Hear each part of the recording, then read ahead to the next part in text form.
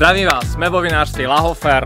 Máme tu na 30 stupňov, svieti slnko a my sme riešili filmársky problém a svietiaci problém, jak tohle svetlo presvietiť. Vyriešili sme to tak, že kluci z firmy Profilmáže.cz nám púčili teraz úplne novinku 5200W svetlo Aperture Storm XT52, čo je dneska proste kandidát na to, že nám tohle svetlo, tohle silné denné slnko proste presvieti. Tak sme na to zvedaví, uvidíme, jak to dopadne. This is where opportunity meets chance.